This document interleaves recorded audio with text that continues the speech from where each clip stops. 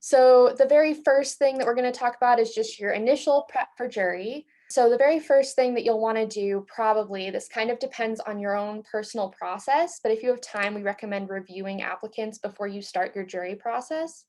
You can review applicants in a couple of different ways, one of which is by going directly to the artist information page where you can see all of their contact information, you can see all the answers to the custom questions, you can see their images here, payments, any emails that you've sent them, and you can also navigate back and forth. So if I was going through this process and I was reviewing applicants, I would look through this sort of page and then I would move them to reviewed if everything looked good. If it was before my application deadline, I'd move them to incomplete if everything didn't look good. And if it was after my application deadline, I'd move them to exception if they needed to edit something. I mentioned incomplete and exception because if you're seeing errors when you're looking through artist applications, say they've got a watermark on an image, anything like that, moving them to incomplete or exception allows them to edit their application. So within the incomplete status, artists will be able to edit their application and resubmit. Within the exception status, they'll be able to edit their application, but you will need to go in, make sure everything looks good, and then move them back to the received status once everything looks good. This is just because the exception status is designed for after your application deadline, and so what we're trying to avoid with the exception status is an artist automatically moving themselves back to received in the middle of your jury, but the application is not past your review process. So that's just kind of why you would use each one of those statuses as you kind of go along. And that's just going to make sure that your jury process is able to move smoothly and you're not going to have any issues with artist applications once you're in your jury process, or you're not going to have to do that review kind of afterwards. If you just want to review images to make sure everything looks good, you can use the admin slideshow. So I can get to the admin slideshow on the event administration page by clicking on whichever status I want to review, and then scrolling down to the bottom and clicking View Slideshow. And I'll be able to see the artist thumbnails in this case, and then I can switch between artists like this just by clicking Next. I can select the discipline from here to filter further and jump to a specific discipline. So if you want to be a little bit more organized in that sense, you can start in, say, ceramics and then go to the next one, next medium category, and then one after that, just to keep track of where you are. Then if you see an artist who has images that need to be edited, you can go through that same process of moving them to either incomplete or exception. If you want to see artist thumbnails kind of large instead of that, like seeing all of them at once, you can come onto your event information page within the event editor and click from where it says display slideshow images, you'll want to change the thumbnails to large image 1, click save, and then the admin slideshow will be the the setting that changes. So if you're going through and you're moving artists to reviewed as everything looks good, just, as you're collecting applications, I'm going to move everybody in mass to review really quick. So say applications have closed and you're ready to start your jury. Everybody's been reviewed. Everybody has applications that meet all of your requirements, and nobody has images that don't meet your requirements or have watermarks or any other issues like that. I can click on the reviewed status, and then kind of as I just moved everybody to reviewed, I'm going to move them back to received. The reason I do this is because the received status is the only one that will be pulled when you are hosting your jury. So jurors will only be able to see artists who are in the received status. So if you get into your jury and jurors are asking you, hey, I'm not seeing any images, or I'm not seeing as many artists as you're saying I should, it could be an issue where you didn't move everybody back to received before your jury began. Not a big deal. You can move them back at any time. It'll update live on your jurors page, so you'll just want to make sure that you're doing that kind of as you go.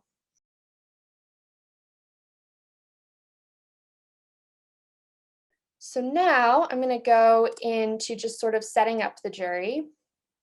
So the first thing I want to talk about is step 1. So you can get to your jury just by going to jury administration. Jury jurors will be all of the juror accounts that you have ever created on your current licensee. But jury administration is where you're going to want to be to actually set up your application, set up your jury.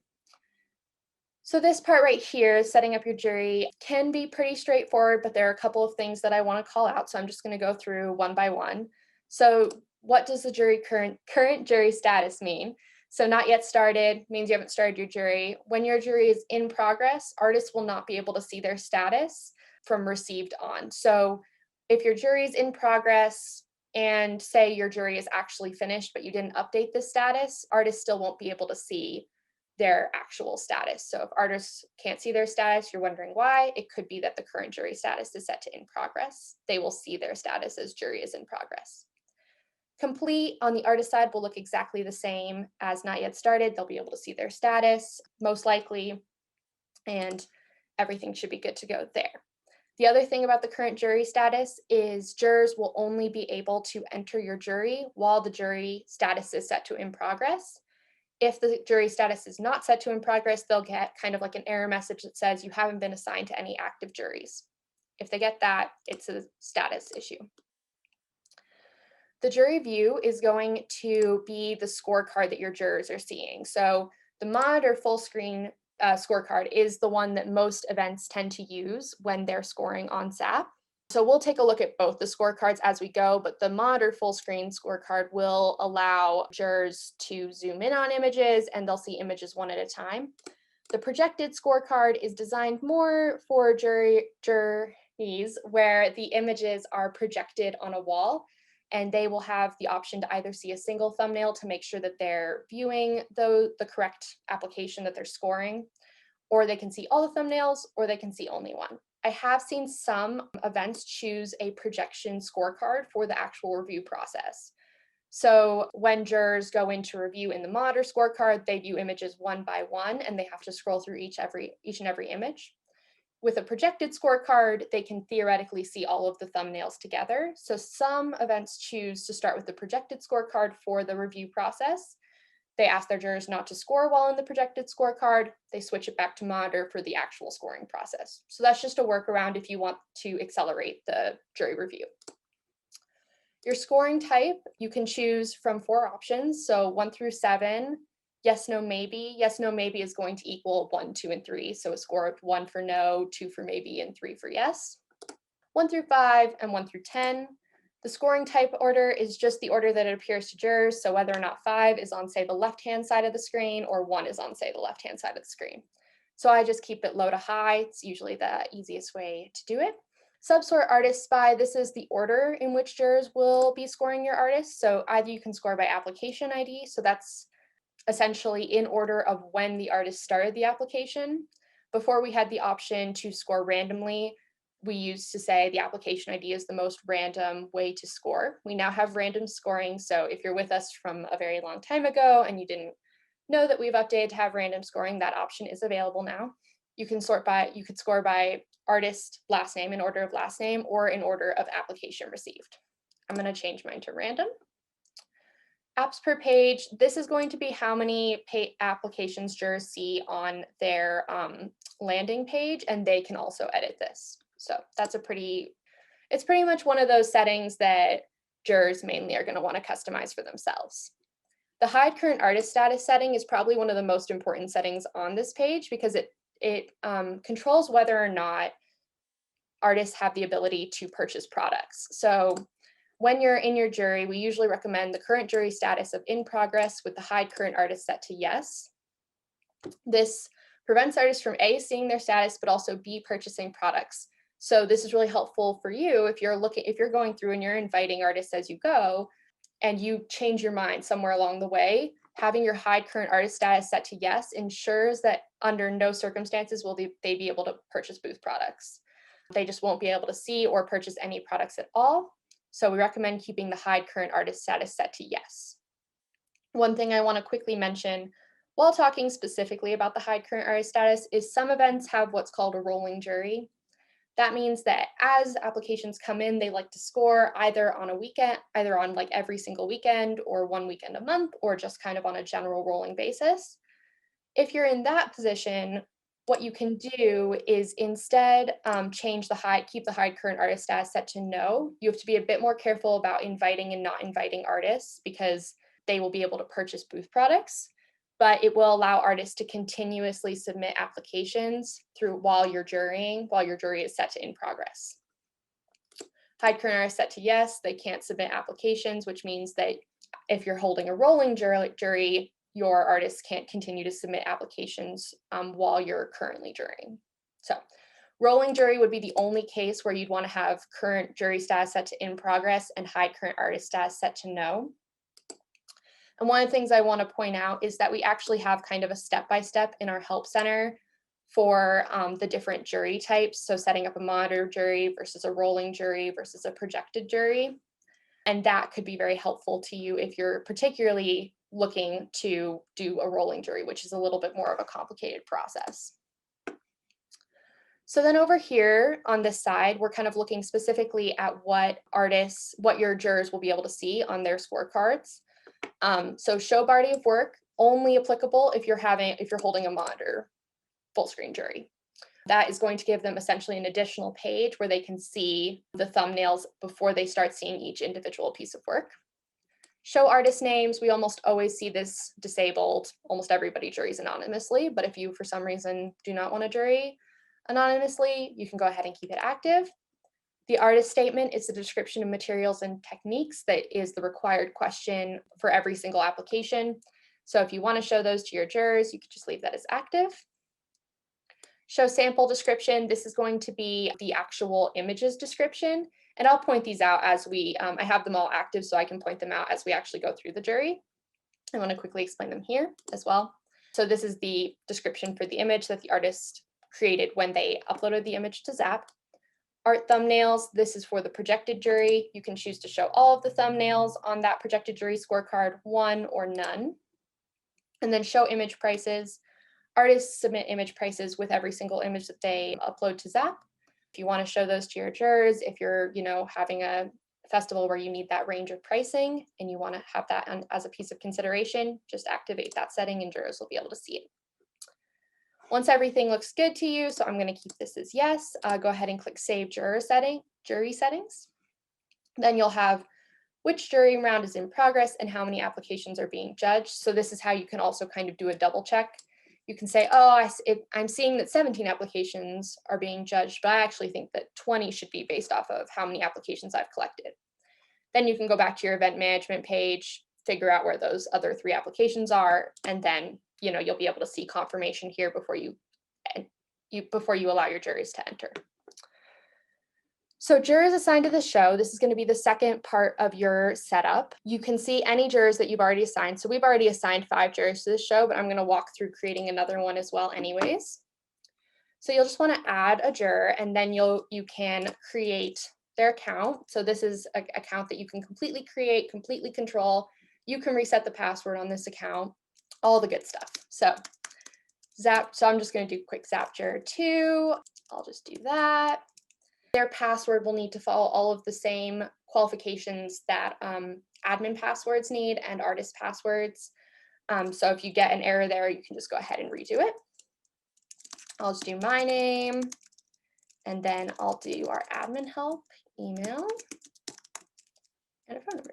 So the biggest mistake we see when creating juror accounts is once you click this add button, you actually come to this other page. And a lot of people think that they're done, but you're actually not done. So you actually have to give juror access to the specific event. So if you have multiple shows, you can choose the specific access that you're giving. But if you have only one show, you do need to make sure you're checking that jury access button and clicking save again before you navigate away. If you don't click save, they won't have any active jurors. They'll get that same error message. So this is another thing that you'll want to check if you do have jurors with issues. I'll just click save. And now I can return to my jury and I can see, oh, there's another version of Mia here. With the jurors assigned to the show, you also can see how many scores they've given and in what rounds. And the round will change based off of the round that you're currently in your jury. If you're just holding one round, this will stay as one round. So, and you can also remove scores. So if you remove scores, you'll get this kind of pop-up. And what I really want to clarify here is that you can actually undo this. So say you remove the scores and then something happens, or you didn't mean to remove the scores, somebody else removed the scores, you can just go ahead and restore them and you'll get all of them back just like that. So one of the really nice things about the ZAPP jury is that there's very little that you can do that can't be undone.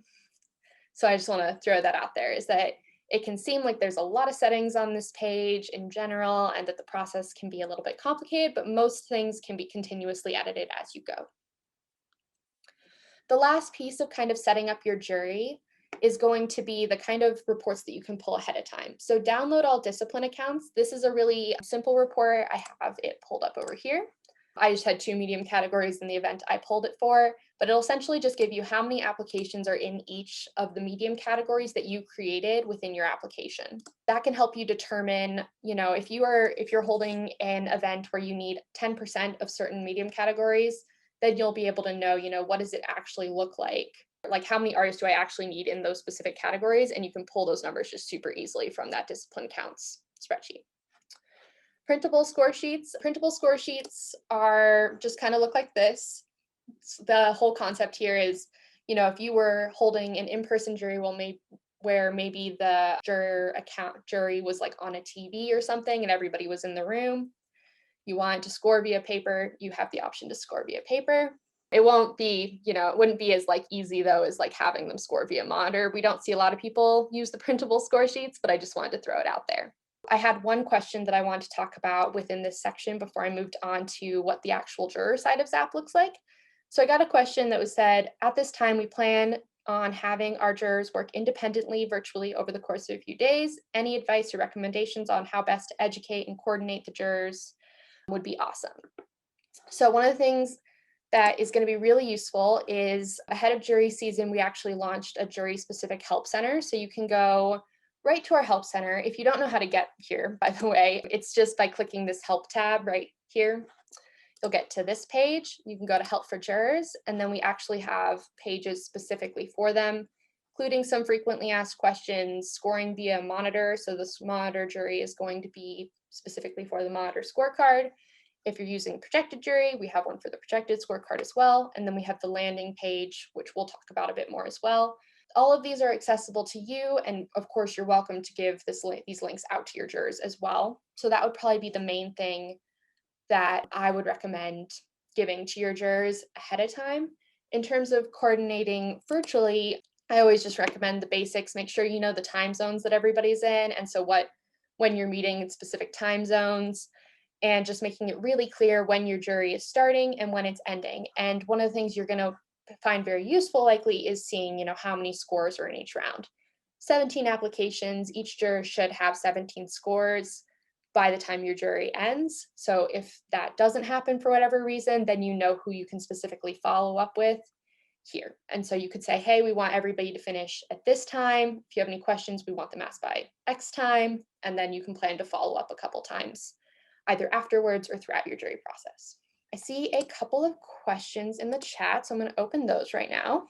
Okay, so the first question I have is, does high current jury status reset when you complete your jury process? The answer is no, it doesn't automatically move ever. So the reason for that is, say you've completed your jury and you've marked that on your end, but you still want to hide the current artist status until you have sent out your actual communications. You can kind of do both. So you can say, okay, so the current jury status is complete so that I know that my jury is complete, but artists can't see their status and they can't purchase any products until I move this to no. So they're two separate settings for that reason. The other reason would be that for rolling juries, people like to have it as in progress and no. However, when we archive and copy your event for next year, we always make sure your high current artist status is set to no so you can collect applications. So you never have to worry about that part of the process.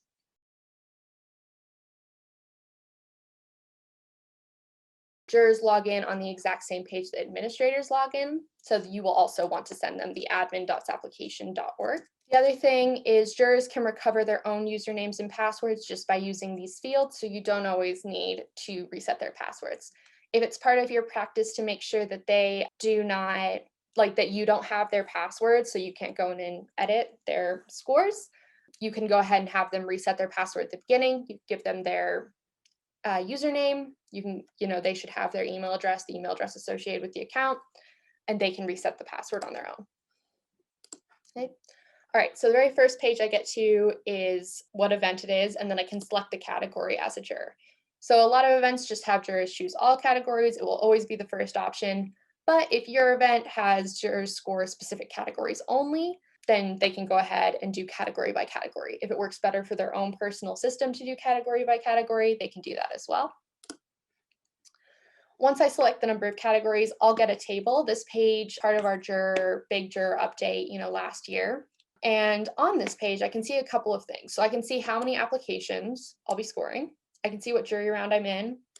I can filter by, application ID. I can filter by information on this page just by searching for it.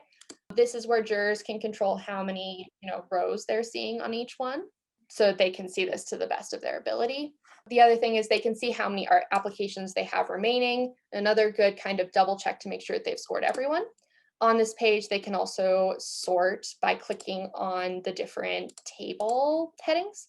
So this is going to be really useful after we have some scores in, right? Because then I can pull all of my, highest scores to the top and all of my lowest scores to make sure that as a juror, everything kind of looks good. The other thing that they can see is thumbnails of the artist artwork. So one of the ways we kind of foresee this being used is you show the thumbnails, sort the table by score, and then they can see, does their scoring pattern kind of connect with connect with how they feel about the overall level of the work submitted to the event. They also have the ability to download their scoring history right down here. And so they can see all of that information in kind of a spreadsheet as well. And so if they prefer, to go through Excel or Google Sheets or anything like that, they can do that as well. So we're in a monitor jury, which means that we are going to have an additional button rather than what we would have in a projected jury. So the monitor jury will have review images, score, and score remaining artists. Projected jury, or events that are having jurors score on projected jury scorecards, will have score and score remaining artists. They won't have that review images button, and that's just because in projected juries, typically they review images just projected on the wall, and so you don't need that functionality on ZAPP because there's no scorecard. So if I am a juror and I click review images, I'll start on this page, or I will start on just a single image. And the reason for this is because of that specific setting where I showed like the additional details page that we can control. So I'm going to go back here. This is the show body of work page that I'm seeing on the juror side. If this was disabled or inactive, I would not see that on this page. I would instead go right to this first image and then move through the images as normal. On each image on the monitor scorecard, jurors can zoom in, they can drag and pull. We always recommend that jurors in the monitor jury in full screen mode. I'm just jurying in this small window as a demo today, but we recommend that they hit full screen, biggest image possible. And then this is the information that is with each image. Because I have all of those settings on the jury administrator side set to active, I can see all of them. So I can see, these pieces up here, I'm going to be able to see them no matter what, but I can see the price as well. And I can also see the artist statement and the description of the image itself. And I can see the application name, all of that. That's just because all of that is active. Those fields will hide if you disable them. So I can go through every single image here, get a good idea of the scope of the work, and then I move right on to the next application. I can click on the info here to pull up that same artwork information. I can click on any of the images, and then I can also click read more for the artist statement. And then when I come back, I will not have given any scores. So a really common question that we get around this time is a juror will reach out to us, or they'll reach out to the administrator, and they'll say, we don't have a score button. We don't have any ability to score. 90% of the time, it's just because they clicked review images and not score. So usually just clicking score will solve that issue. Because now kind of looks exactly the same, right? When I go through, looks the same. I have the same ability to zoom in, zoom out. But when I get to the end, I get to this score, the actual scorecard. So on the actual scorecard, I have the ability to, give my score, and then I have the ability to comment. As soon as I click save this score, it'll be in ZAPP. They'll be able to see it on their juror side of ZAPP. You'll be able to see it on your admin side of ZAPP, and they can go ahead and continue to go through this way. So that's kind of how the monitor jury scorecard works. So one of the things that we really recommend doing at the end is, we recommend sorting the table, making sure that they still feel like all of the comments that they gave at the very top of the scoring end and at the very bottom of the scoring end match how they feel after they've scored the whole work. And then we also always say, just click score remaining artists before saying you're done. Just click it just to make sure. Right now it's going to bring up more artists for me, but if I had scored everybody, it would just say there are no more artists remaining, or there's no more artists to score. So it'll just tell them, it does a quick review for them. They don't have to worry about missing anyone that way. If they are reviewing their scores and they think, oh, really, I think this person should be a 4. They were the first person I scored. Now that I'm thinking about it, I'm going to change my mind. They can just click review, go through in here, and then change their score, click save. And then it'll say there's no more artists to review in this category. Click here to close the window. I didn't properly click it, but it would change to 4 through there, and then they would be able to see their new score. So now what I want to do is quickly show the projected scorecard. I'm going to click Save Jury Settings, go back, and I can just click Go again as the juror. So if you are doing this kind of interesting situation where you are starting with the projected jury scorecard and for the review process, changing to the monitor one for the scoring process, as soon as you make that switch, all jurors need to do is click the Go button, and the whole thing will refresh. And now you can see I don't have that remaining score or review images button. So once I click score, this is what the projected jury scorecard looks like. I'm seeing thumbnails of all of the artist images here because I selected all. If I came back here, selected one or selected none, the number of thumbnails would change. If you are hosting a monitor jury scorecard, we typically see that projected juries choose to show only one scorecard, only one thumbnail. Reason for this is they don't want their jurors focusing on the little thumbnails. They want to make sure they're looking at the images on the wall and they're not distracted by the thumbnails. Thumbnails are more there to make sure that the score that the jurors are currently giving matches the scorecard that they're looking at. As a juror in a projected jury scorecard, I can see that same information by clicking on one of the thumbnails and it'll pull it up. So that's kind of why, some people choose to use the projected scorecard for the review process, is that they can just see these thumbnails right here, and then they can just scroll through their applicants. But this is really designed for that projected system. And you can also see, the pricing below the images. So I will score. Once the score is saved, it'll automatically move me to the next application. And it'll just go like that through the whole thing. Down at the bottom, I can go back to the main jury menu, and this will be exactly the same as it was for the monitor scorecard. So the only thing that really changes between monitor and projected juries on ZAPP are going to be what the scorecard looks like and whether or not they have image zoom. So image zoom only exists in the monitor jury right now. So in the projected jury, they can't zoom in and out on images. Again, because the intention is that they would be looking at images on the wall.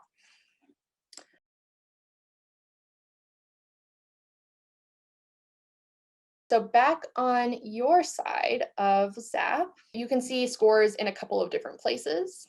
The very first place, so as you can see, this is already updated. So the very first place that you can review scores is going to be in this applications table. You can sort the table or filter the table, by specific medium categories. You can search for information. So I could search for a specific artist name. If I, for example, wanted to pull up Lonnie's, then I could just start to filter in her name, and then I could pull up her actual application. I can see a thumbnail here, and I can control how many, rows on the table I'm seeing on this individual page. Delete that, and it will return.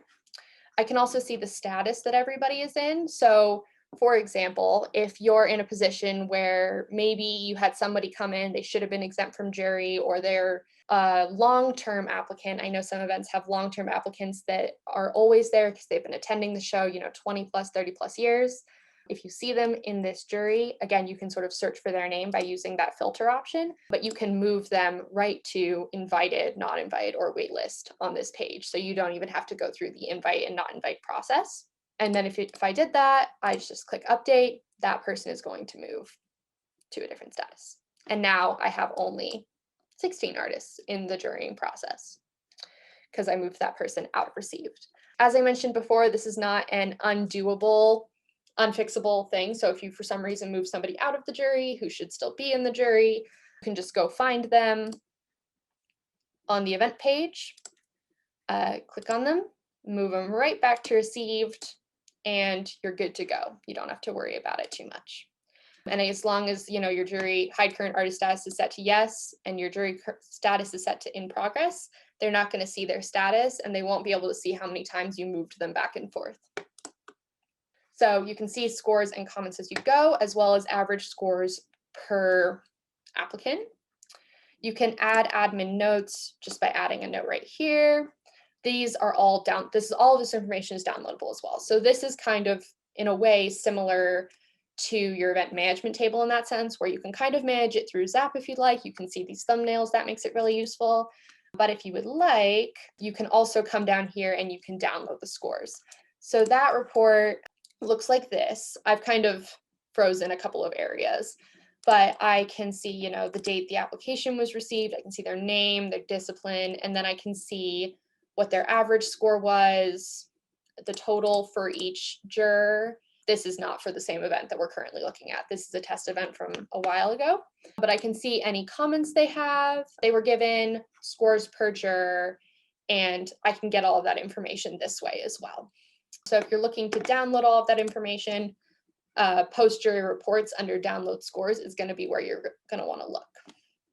If you're hosting a jury with multiple rounds, you can access the different round scoring history by clicking view scoring history. So the big difference here is if I was on, say, round 2 instead of round 1 of this jury, if I went to click download scores, I would get just the report for the current round that I'm in.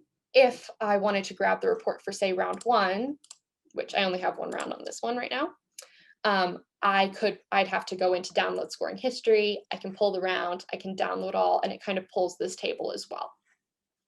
So you always have access to your scores in that manner as well.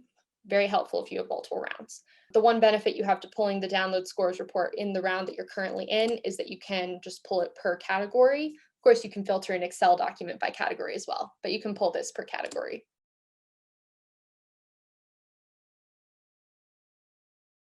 So removing artists is probably the area that most people feel a little uncomfortable in, just because it can feel a little bit complicated. It can feel a little bit like if you move artists, then you're stuck with that decision or they'll be notified. So the big thing I always like to say is ZAPP doesn't send any automatic emails at all, except for before your deadline. So 2 days before your deadline, anybody who starts an application will receive an email asking them to submit it. But in terms of when artists change statuses or whether or not you've invited or not invited them, when booth products are available, none of those are automatic invites. Those are all just on your end. So you really don't ever have to worry about ZAPP telling artists something before you're ready for them to know. We'll never send them an email like that.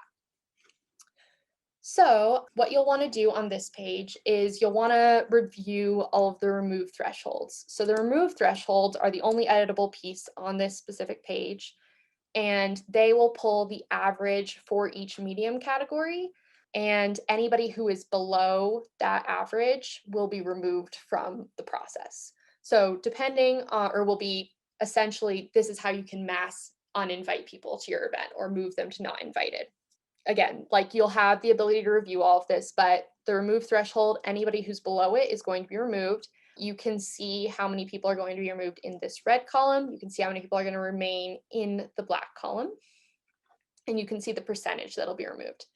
You can update this information by making sure that you're selecting the status, the discipline name, updating the threshold. So maybe I want to update it to 1, update it, and now I can see that 2 people are going to remain because I moved the remove threshold lower than all of the scores for the people in that category.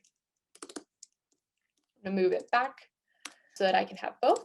You'll only be able to update these thresholds if that checkbox for the correct status for the discipline is checked. You can select all disciplines by clicking that checkbox. you can update en masse and then update en masse. You can do this as many times as you want. This isn't making any decisions. So, if you want to just go in here and play around with it, then feel free. Then once you're ready to move on, we also have instructions over here as well. Once you're ready to move to the next page, I like to make sure all of these are still checked and then click preview. Again, by clicking preview, you're not changing anybody's status. So we only had one artist in that red column, so I only have one person who is not reviewed. From this page, I can click here to view their app, and I can also change them to waitlist. I can keep them in received if I'd like, or I can move them to invited. So, you can absolutely review all of these. Once I click this remove artist button, this will move their status into the status that is in the dropdown. So it says remove artists, but if for whatever reason you're actually moving them to waitlist or you're actually moving them to invited, don't worry, it's still going to move them there. That's kind of like the save button on this page. It just operates as remove artists because the original intention of this page is that you'll be uninviting any artists or not inviting any artists who are in this area. So once I click remove, I'll get this pop-up that says, are you sure you want to do this? I'm going to say okay. And then again, I'll see that this status up here updates, so 16 artists are being judged. As soon as I'm done with that, I can either move to a new jury round if you're hosting multiple juries. So moving to a new jury round will allow jurors to rescore every single applicant again. You'll only want to do this after you remove anybody who was not invited from your first round of jurying. Once you're done with that, you can go ahead and move into your second round. So just make sure that you're doing the bullet points in order. If you have multiple rounds in jurying, then you'll be totally fine. I'm going to stay in jury round 1 though, so that we can invite artists. You don't have to worry about this information about Jury Buddy. If you're using Jury Buddy, we do separate trainings for that and we do separate check-ins. But so if you're hosting a mod or jury scorecard, if you're not using our actual product Jury Buddy, which is a whole other jurying system, that's part of the projected jury process, then you don't need to worry about this kind of gray box. So the last thing I'm going to want to do is finalize the jury selection by inviting the artists. So essentially how this part of it is going to work is it's just going to allow you to mass move everybody who meets your jurying thresholds to invited. So you'll notice that all of these are 0, and the reason for that is that the intention here is that you have already removed anybody who is not going to be invited to your event. Because if you're going in order, you've already taken them all away. So we're going to do the same thing here. And then what I can do here is this could be really helpful if you're waitlisting artists. Here is probably a good place to start waitlisting them. So you can see how many are on the page over there. You can see how many are here, and you can start moving them. You can say, oh, actually this person, we have a lot of people in jewelry, so we're going to actually waitlist this person. And then when I'm done with all of that, reviewed all of the information, I can see any comments, all of that's there. I can invite artists, and then all of those artists will be invited. So now I can see that I have 5 artists invited, 1 in waitlist, and 1 not invited. I still have artists in my jury because this demo event is rather new and we don't have scores for everybody yet. That's another thing. The jury system is not going to move anybody who doesn't have any scores, so they'll be able to stay in received if that's a concern of yours, particularly if you're holding a rolling jury.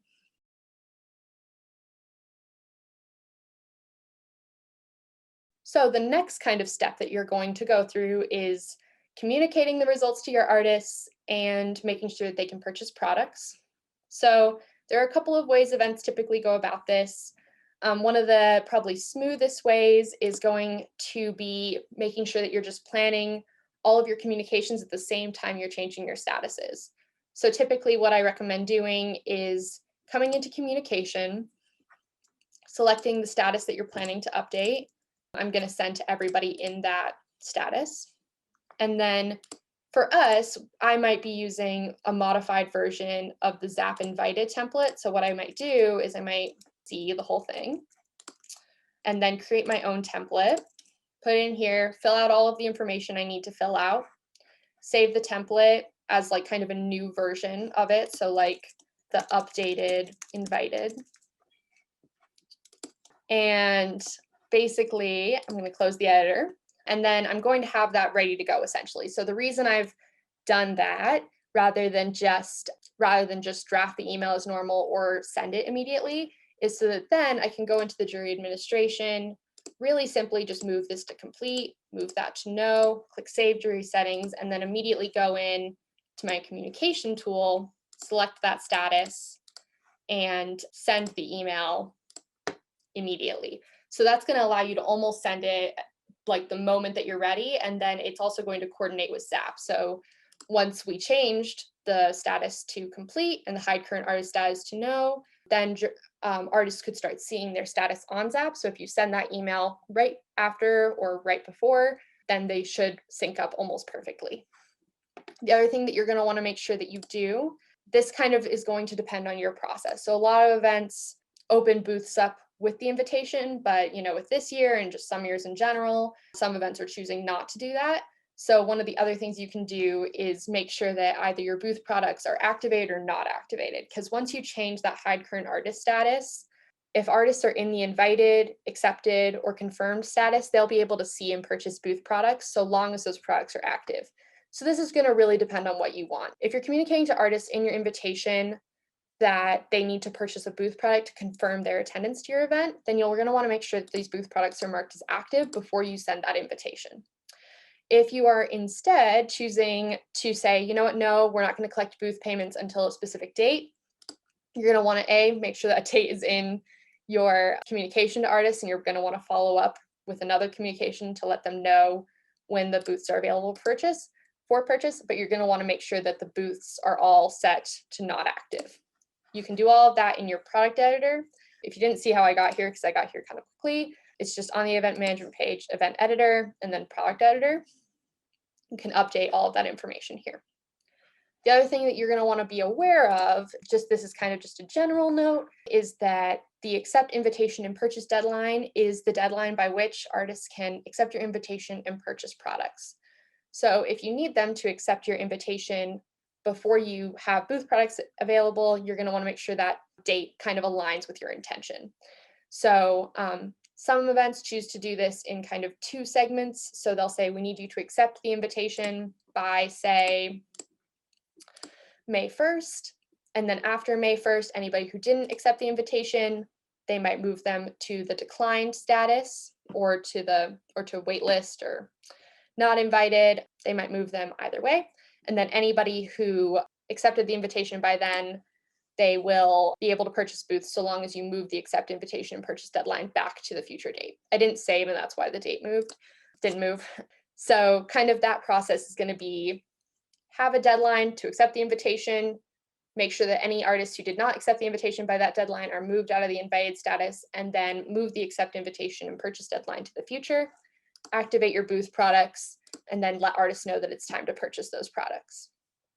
If you're going to have it in that kind of segmented fashion, that would be the best way to do it. And I've just seen a couple of people asking about it lately, so I wanted to do a little bit of a call out there. The last thing that I want to mention, because I kind of skipped over it, is that you can merge a couple of fields. So when you give your jury results, we typically like to recommend merging the anonymous jury scores and comments in, just as kind of like here's the reasoning that you were invited or not invited. This can be very helpful in particular to not invited artists.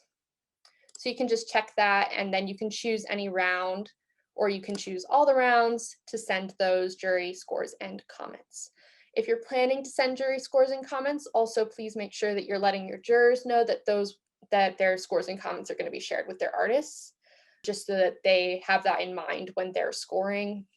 If your jurors have questions, we also recommend emailing us if they're technical questions in particular. Also, feel free to check out our help center for juror resources and resources for you guys. And thank you for joining our webinar, and I hope to see you in a future one.